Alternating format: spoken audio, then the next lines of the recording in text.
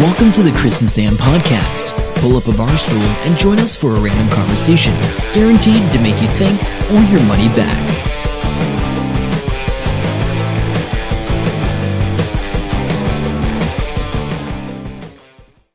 Hey guys, welcome along to episode 41 of the Chris and Sam podcast. My name is Sam. Sitting across from me is Chris, who is probably pretty excited today. One of his podcast heroes replied back to him.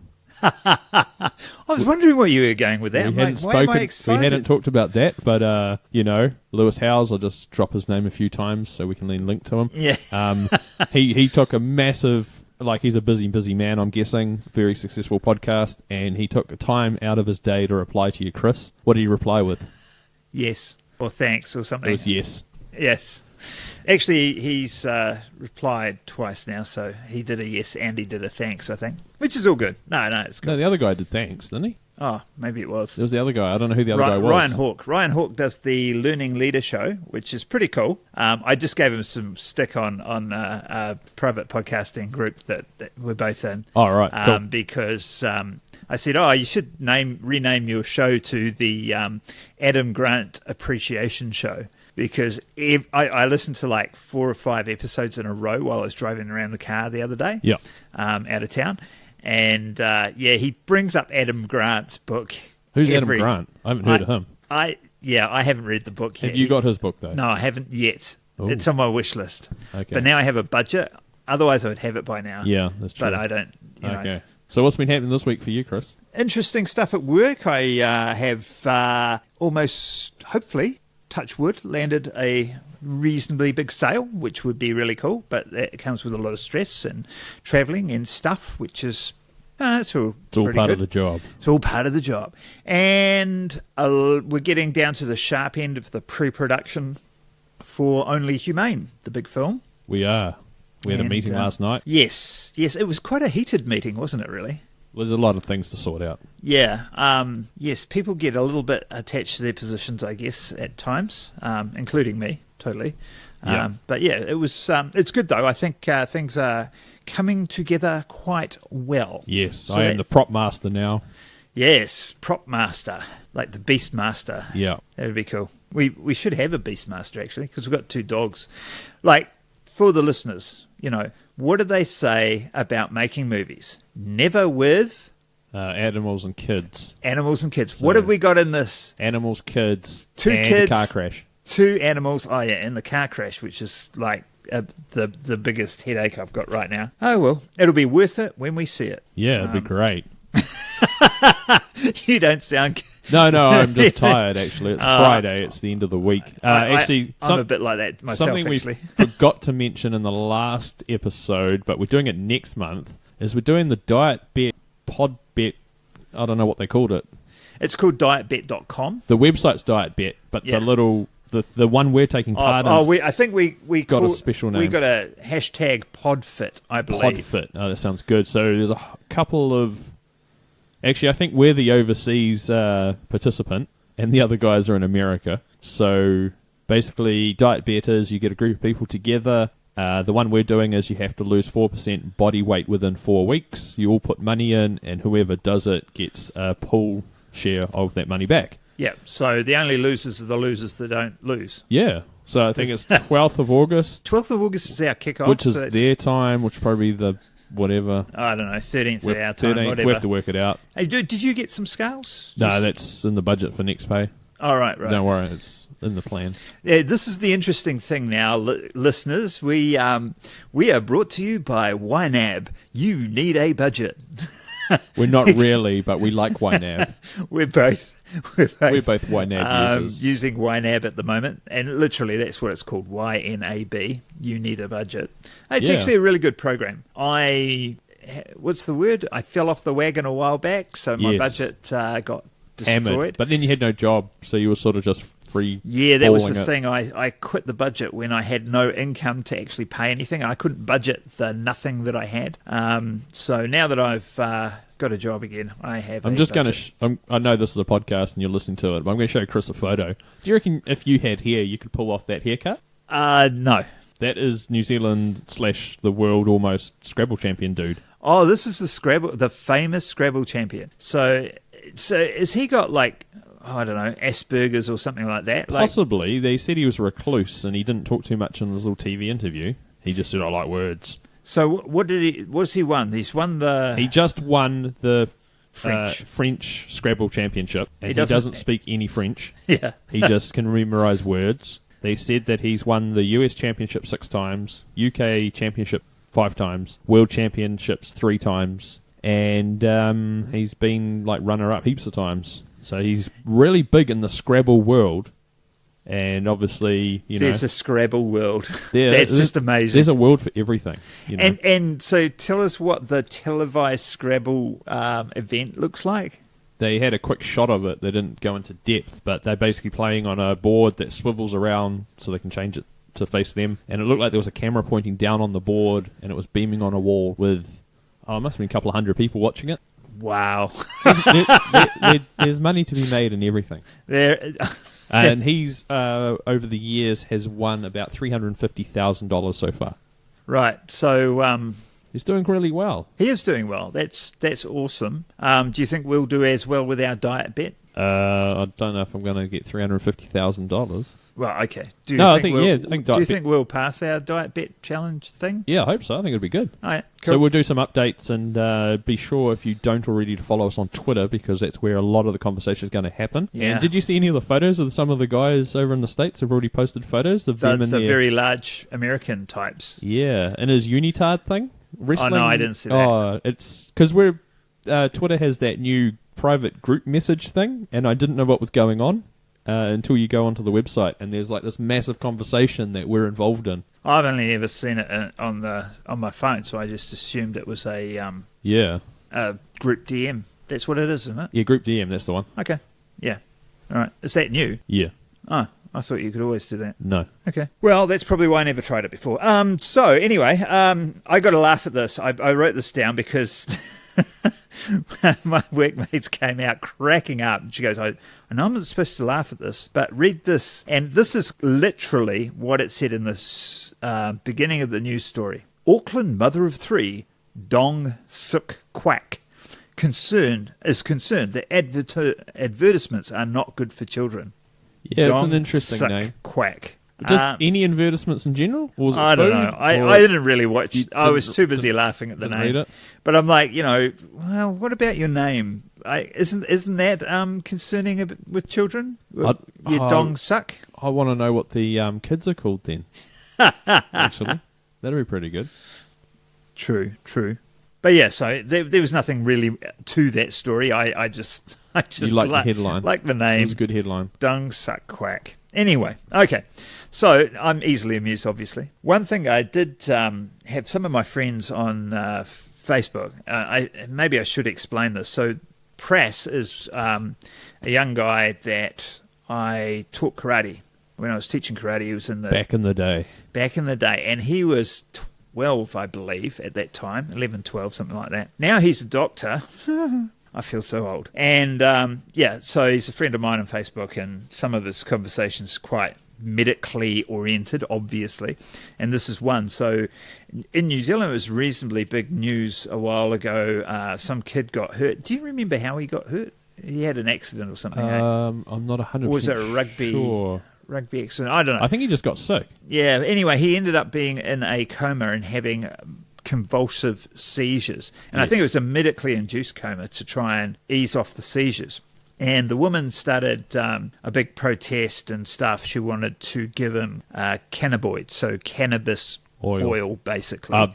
Because you can't legally get it here in New Zealand. Yes, it's illegal. They showed big billboards of it in America and how it helps out people for all sorts of things. And oh, really? yeah, I didn't they had a realize big that. billboard on a freeway, and it had 30 milligrams. Ask your doctor now. Blah blah. Whatever the right. brand name was. Yeah, well, it's illegal in this country. So she had this big petition up, and the health minister of New Zealand relinquished or said, Had a one-time... a one time we'll try it because, this kid was in And they tried really, really something bad. like 40 types of drugs. Or they did everything that they... Well, they tried everything. I mean, Yeah. that's what doctors do, innit? So anyway, And I didn't realise till the news story came out, but the kid actually died a bit later. I love how onto it you are. I missed that whole bit about him dying. Yeah. But anyway, which is pretty sad. they had, yes. No, what is sad was his mother just using his situation for her own agenda. So all she isn't about is this legalised cannabis. And before the doctors gave... Actually, they did state that she's... The people that want to legalise cannabis latched on, as opposed to her bringing them in. From what I've seen of her interviews, that's all she's interested in. She's just pushing a personal agenda. I don't know. I'll disagree. Okay, all right, which is fine. But basically, what she did was before the okay was given, she would... The kid's in ICU, they've 24-hour care, but when the nurses turned around or whatever, step out the room, she's got a syringe of this cannabis oil she got from somewhere in her bag, and she's squirting it down this kid's throat. Which poses a whole lot of questions and potential problems. Whole lot of problems. So, first of all, what was the dosage? I don't know. I just squirted a pile out of this and syringe. that was her actual words. I don't know. I just squirted it down the back of his throat. Yeah. And she admitted this on TV. And the guy is comatose, and she's squirting stuff down his throat. The gag reflex, choking, dying is sort of an option here. The doctors don't know that this is going on. And they're still continuing with their other treatments. Yeah, so you don't know what sort of things she's doing. And she's totally unrepentant about this. So she said, oh, no, I gave it to the child because... Her quote was something like, because nobody would listen to me and they were just ignoring my son. But the kid's in ICU, 24-hour care. They're not ignoring your son. I could imagine why they might be ignoring her because she sounds like a bit of a lunatic. But, I doubt that was the case. That happens quite a bit, though, with people in that situation. They sort of have blinkers on. I don't know what the deal is there. There's the only other example I can give of that is there's a Hamilton midwife and the baby died. And every time they talk about midwives, the mother is on the news and in the paper saying midwives are evil. And I think she took that midwife to court over it. But the midwifery and all the doctors instead said there's nothing that she did wrong. Yeah. But this big witch hunt goes on forever. I think this is 10 years ago. Yeah, some people do have these blinkered beliefs. I mean, the whole anti-vax and things like that. Oh, yeah. They believe this really strongly, and I think the key is you need to educate yourself. You're in that position, you educate yourself. And by all means, educate yourself about the cannabinoids, but educate yourself about everything else. Yeah. Educate yourself about the system. Educate yourself so you know what the risks are. So going back to old Doogie Howser that you taught karate to... Yeah. So that was basically what they were saying. Because it's quite interesting that you've got this connection, because otherwise I never would have heard this side of the story. Yeah. And what they were saying is that it was just incredibly dangerous. What she did, it could be one of the reasons he died. It could have an implication into his death. But I don't think anyone will ever know because, the seizures were going to be fatal. It was always going to be the case. But yeah, and they were saying that the DHB, the District Health Board, which manages that patient, probably should take her to court, and she should be really hammered with the law to stop other people from doing the same thing. Yeah, I'd hate to think how... It would never happen. I don't think they'll say under humanitarian grounds or whatever, they're not going to press charges or whatever. But I, from my point of view, from what I saw of the way she talked about it, she's like, my son couldn't respond, but he would have wanted me to do this. He wanted cannabis to be, He would have had used. No idea. It was like... Because he would have never had to have dealt with that before the incident. Yeah, so I don't know. I think... it'd be interesting to see if it goes anywhere else. Yeah. Anyway, so that was not quite a full rant, but almost a rant. It was almost. So... Actually, you do have a rant. I haven't put it on the list. How's New Zealand Post going for you? How's your where'd your T-shirt come from? Nicaragua. Actually, Adam said last night, Chris's T-shirt looks pretty good. did he make it himself? I said, nah, he didn't, but ask him where he got it from, ask him what country it came from. Oh, he didn't ask. He didn't ask. I think he forgot by the end I of have that. a Fighter in the Kid t-shirt, which we'll tweet out or put on Facebook and hashtag to the Fighter in the Kid. So that was cool. I ordered the t-shirt to be sent to my P.O. box, which I have had for, I think it's actually nearly 19 years now. That does not surprise me. Yeah. And, 17, 18 years, I don't know, something like that. And I've been checking my P.O. box for the last few months and noticed there wasn't anything in there. But often when I check it, it's either not open or it's too busy to go in. So I went in there and went, hey, what's happening with my P.O. box? Oh, no, we closed it. We closed it at the end of May. I'm like, really? I knew I was late to pay last time because you pay annually, but I'm pretty sure I paid it. And she goes, well, I can't help you with that. Because they're so helpful sometimes, aren't they? You got to talk to the head office, and they're not open on a weekend. This was Saturday or something. So I called them on Monday, and she goes, oh, yes, yep. Oh, that shouldn't be closed. We'll get that open for you because you paid on the 7th of May.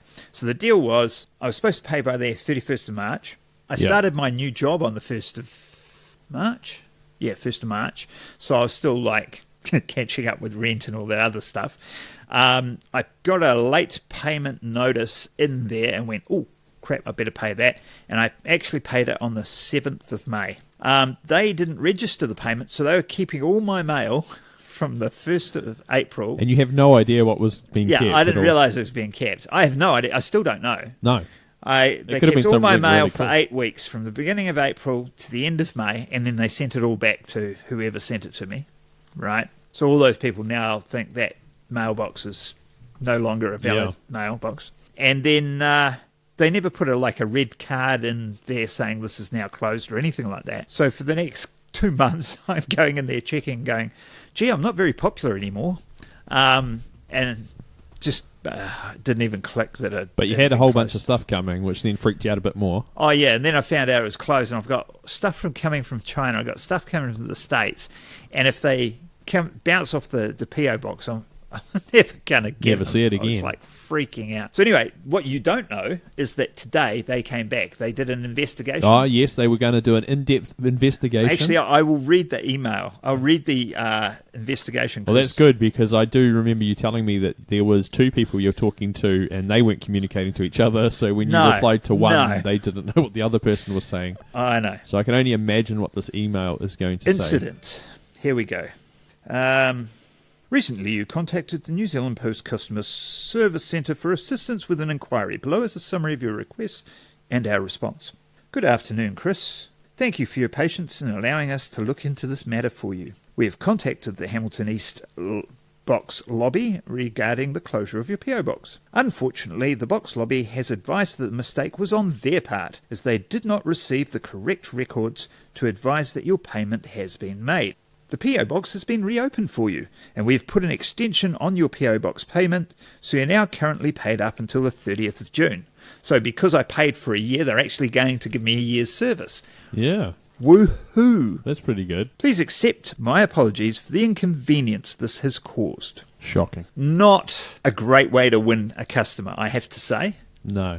I mean, oh, no, don't worry. We're going to give you a year's service for the year you paid. Oh, no, yeah. That's not an apology. That's table stakes. That's what I would have expected as bare minimum. So I'm. Are you going to reply to that or not? No. No. I'm just going to leave it, and then I'm just going to cancel that P.O. box next year when it's done. Done? Yeah. Because bugger. It's so annoying. So annoying. Anyway, you got me onto rant thing. I know. We've got to put it on our list. What happened with the Back to the Future 30-year reunion? Man, that's a long time. I know. So they had the 30-year reunion as the photos from the cast. Did they have any video of it? I haven't seen anything. There was a video Yeah. From 25 years ago. Oh, yeah. And that was an American TV show. I think it was ABC something, or CBS, I can't remember. And they interviewed them. It was fascinating, the interview, actually. And it's worth having a look if you get a chance. Because I never realised that Michael J. Fox wasn't originally cast. in the lead role. It was some guy, I've forgotten his name now. And they filmed, Robert Zemeckis, which was the director, filmed with this guy for 5 weeks. And went, nah, it's not working. Let's get Michael J. Fox in. That's a long time to be in the process, eh? Like, oh, I know. I mean, it's like... it'd be really interesting to know, like, over the 5-week period, he must have had the niggle in the back of his head going, this doesn't sound right. But I wonder... Apparently they were going for Michael J. Fox to begin with, right? Oh, yeah. And they couldn't get him, but he didn't even know about it. Oh, okay. So he was held by... the TV, I think it was ABC as well. Studios. Because they were doing... What was that? Family Ties? Was that the name? Yeah, Family Ties. I used to watch that. So he was in Family Ties. They asked his agent or, the studio if they could release him for this film. The studio said no. Nobody actually ever told him. Zemeckis started doing it with this guy, Rob, someone I think it is. Wasn't working out. So he went back and said, look, can we have Michael J. Fox? They finally got hold of him. And Fox said, yeah. Eric Stoltz. Oh, Eric Stoltz, right. Original. And so Fox said, yeah, we'll do it. But he had to keep doing his Family Ties during the day, and he would only film this at night. That's crazy which on him. It's insane. And like they were saying, it's well worth watching this interview because they were saying, do you even remember filming this film? And he's like, bits of it.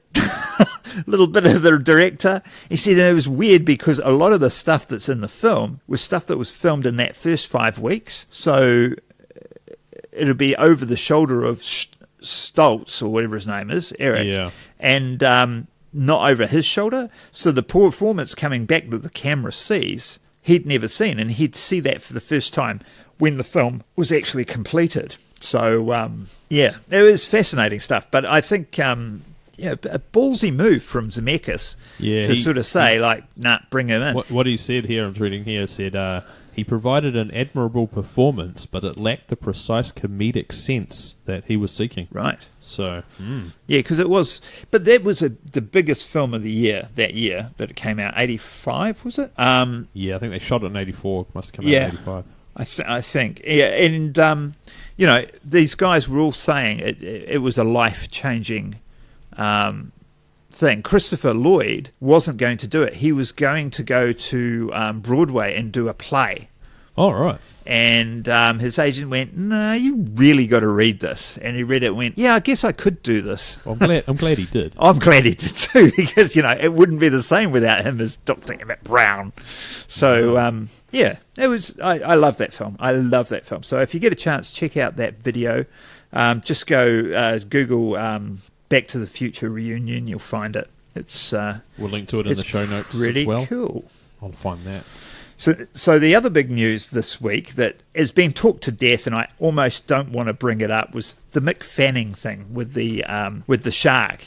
Yeah. And I had to mention it because on The Fighter and the Kid, this is where my T-shirt came from, the Fighter and the Kid podcast. Have they tweeted you back? I haven't taken a photo of it. No, but have they tweeted you back in general? Like, I know we mention them a lot. Have they ever replied?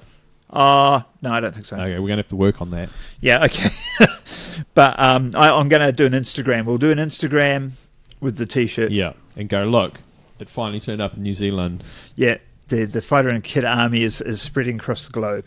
Anyway, so Mick Fanning, the surfing dude that I'd never heard of, never would have heard of, except I saw the shark.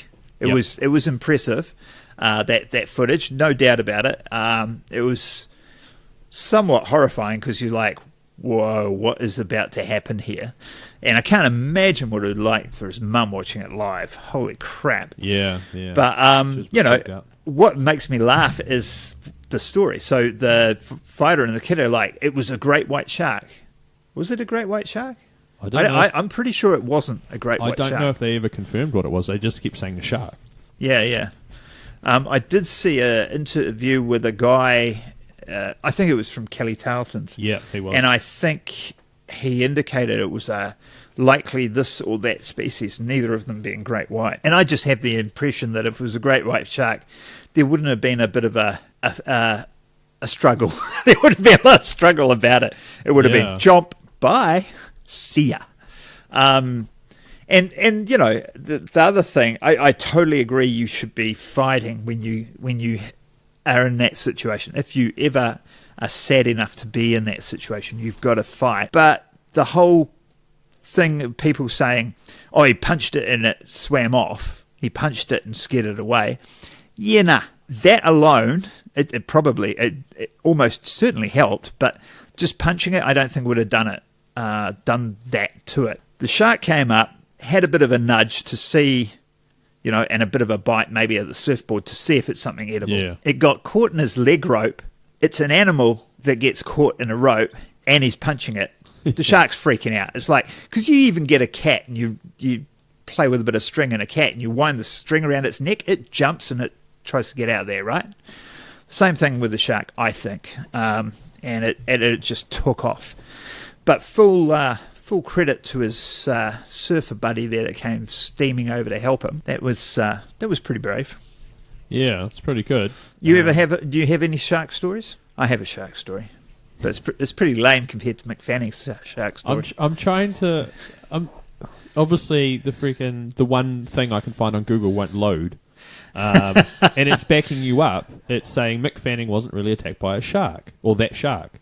We asked a great white expert to explain the pro-surfer's terrifying encounter, and I think this guy's just saying his the leash of his board touched the shark's face, and it just violently thrashed around to try and free itself. So this expert says it's most likely a great white between 8 and 10 feet, judging by its dorsal fin. It's a great white. Okay, all right, I stand corrected. Yep. Not quite fully grown, but not a juvenile either. So yeah, they said if it was an actual kill attempt, it would come at speed from below, and it would go for the head or the tail, and it would, you know, and they have that every couple of months they get someone bitten in half in Australia. Yeah. So anyway, scary. And straight after, he's never surfing again, and then the next day, I'm surfing again. Oh, that's not surprising. I think you have an accident in a car, the next day you go, I'm never driving again. That's true. That'll last like 2 days, and you go like, screw this, I'm driving. Yeah, I've got to go somewhere.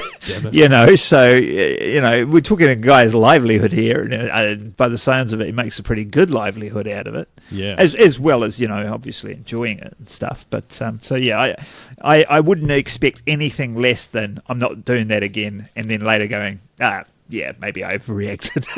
yeah, definitely. But that's cool. So, you don't want to hear my shark story? Yeah, you've got like a minute to tell the shark story. And then okay, we'll tell it another time. Wrap up episode 41. Oh, no. Why, is it in depth, is it? Well, you know my stories. They always take ages. Okay. So, maybe not. Maybe I'll tell my shark story another time. Yeah, maybe. Before we wrap up, do you want to talk a little bit about Windows 10? Are you excited? Just in general? I wasn't sure if this was just Windows 10 in general. Or it is Windows 10 in general in that it's, a week away? Yeah, or less than a week away. You're talking about the fact that you can't pause an update, it will always automatically update. That's just come out this week. Oh, really? Like, with the other Windows, you can say, no, don't do it now, or let me check to see what the update is and let me decide. Really, you can do that? Because it's never, ever asked me. It's just no. It probably doesn't ask you, but the option's in there, hidden somewhere in it, in the depths of Windows 7. So really, there's no difference. I think to the average user, no. But the geeky people out there are like, oh. And apparently you can have that option if you pay for the ultra premium version. But it's the first operating system they've done that's free. Yeah, it's free. Everyone's going to download it. I'm going to download it to this computer and probably blow it up. We'll see how that goes. Yeah. But it should be good. Yeah. It's a bold move, and I think that's what they need to do. I was reading a story on somebody who got it early, you know, and was trying it. And their test was they got a ThinkPad. So ThinkPads with a fingerprint ID scan. This is like the stuff I used to have when I worked at Telecom, and the little red buttony thing. So it's got all those extra freaking software in there and all that sort of thing. And his totally scientific test was not going to back up any data. All right. Just going to go in. He said, I went to a pizza place and I went, start download, yes, or whatever it is, and then had my dinner. Didn't look at it again. Yeah. He said, he said at first it was fantastic. He was amazed. He was amazed because it was just working. Then a couple of things crashed. Yeah. The graphics crashed and all the rest of it. He even had trouble turning it off. But when he turned it off, it took ages to turn back on, but it didn't show anything. Like, it was just a black screen. Yeah. And he was wondering if it had gone, but it was obviously downloading, even though it didn't show anything. And then when it came up, it was good as gold. So, that'd be interesting. So apparently, it sounds pretty good. It sounds better. A better update and experience than anything I've seen from Windows in the past. Yeah. Well, it's usually every second generation for them's good. So XP was good, then it skipped a couple. 7's pretty good. I was going to say every second, every fourth. No, it's about every second, they reckon. No, okay. So anyway, so it was 98. Then there was XP. Yep. Was there a good one after that? No, it was Me or Vista, which was crap, and then Windows 7. Yeah, Windows 7's not bad. Which is good. And then they brought out Windows 8 and then 8.1 to fix Windows 8. And they're skipping 9. There's no 9. They're going straight to 10 because 9's not good for marketing. Right. 10's the way to go. Oh, because everybody knows it's the third one that's good, so we'll just skip 9. Well, that doesn't work because it's actually not a number. I know. It's all sorts of bizarre. But anyway, we are at the end of episode number 41. 41 it is. Okay, so...